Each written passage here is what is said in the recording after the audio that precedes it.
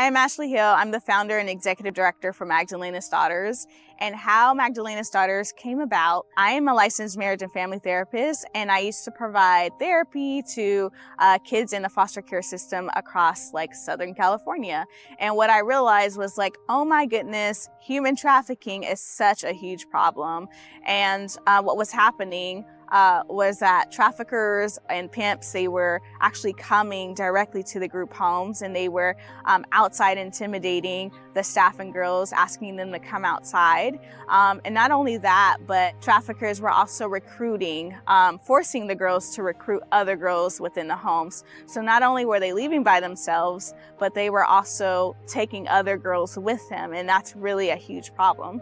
And so in the group home system, there's rules that excessively running away is a problem, and that could be grounds for kicking you out of your home. And so basically what would happen is they'd be on the streets running away with their pimps or whoever, and basically they would get kicked out of their home. So they would just bounce from home to home to home to home. And in our area, we didn't have a lot of homes really for our girl population, and sometimes social workers need to remove a kid from a certain area to make sure that they're safe. And so one of the locations that kids would get removed to would be Bakersfield, California. And if you know anything about Bakersfield, California, Bakersfield is desert. It's a place of retirement area, and also human trafficking is in everyone's backyard, right? So they would go out there to get moved into a different home, and they would just run away with their pimps, run away with their friends, and then eventually they would get kicked out of that home. And then sometimes during that time when I was a therapist, a social worker would have to make a difficult decision to move these kids out of California, outside of the state. And so these homes that they would put these kids in were locked facilities. They were in the mountains, the forests. So it really prevented kids from running away or really doing too much. It was really a high level intensity programs. And so they would go out there, get better, and then graduate the program and then come back to California. And then the cycle would just literally repeat itself. And so I saw that as a problem, and I was like, okay, there's something missing here. There's a disconnect here in how we're actually helping to care and protect our girls from human trafficking. And so I saw the need, and so I took the lead. So I'm really pioneering this movement of really providing specialized housing for our girls who are in foster care. So we're here in El Monte, California to look at Life Arc, which is an amazing organization who Paul is the co-founder of this amazing organization, and they provide models that would work perfectly for our foster youth population who are vulnerable or victims of human trafficking. Hi, welcome to Life Arc El Monte. This is the world's first and only fully certified and permitted plastic housing. So I've been working with him for the past 7 years to help bring this particular product to market right here in California, which has the most rigorous certification and permitting process.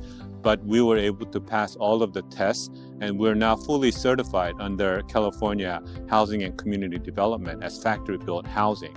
So the project that you see here, we submitted to LA County's Homeless Housing Challenge back in 2018. And we were one of the awardees of $1 million grant to begin this project. So we purchased the land, and this really became our first proof of concept project. It's a research and development project demonstrating that using this particular plastic material to build housing does work. And let me show what each individual unit looks like.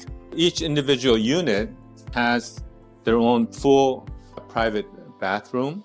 They have their own kitchen sink inside as well. And then there's a bed area. Each one of the units have their own split system to be able to control both the heat and air. Because of the high insulation value of the material, we're able to maintain relatively ambient temperature in this project without necessarily needing to turn on the heat or the air conditioning during the summer. The material itself has about R40 insulation value, which is really high. as construction material. But this unit is about 180 square feet, consisting of about the 3 modules that we use to create this one single unit. And they're able to participate in the community programming and then share the community space, such as the kitchen and the living area. In each one of the buildings, we have a laundry for all of the individual use as well. This large community space works very well for the overall programming. We have group activities that takes place here. During the mealtime, they're out cooking meals either from themselves or cooking together, which works really well.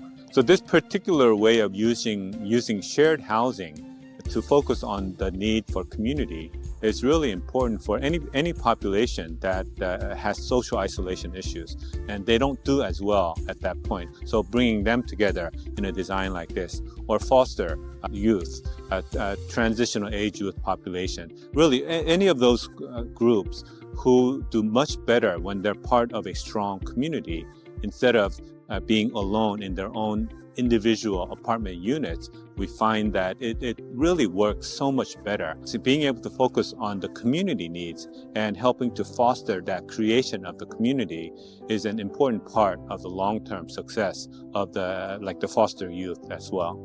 So this is why we need your help. It really truly only takes just one person to invest in the lives of these girls and help them break free of human trafficking. As you guys heard from Paul, this model is so amazing. It's so durable.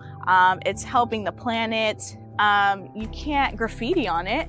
It won't stay on the surface of the homes. This model is really effective, I think, in the work that we do with our young foster youth. So if you are a philanthropist, or if you're just looking for somewhere to invest your money to provide a solution for a big problem, I'm calling on you to reach out to us to really provide this solution for our girls in the Inland Empire. We are looking for community partners right now to do a pilot program for our phase 1. And we truly believe that this proof of concept will allow us to transform this world. Our plans is to first start in the Inland Empire by housing 12 girls in 4 units, and then replicating this proof of concept across the United States. So my question to you today is, are you a world changer? If so, let's change the world together.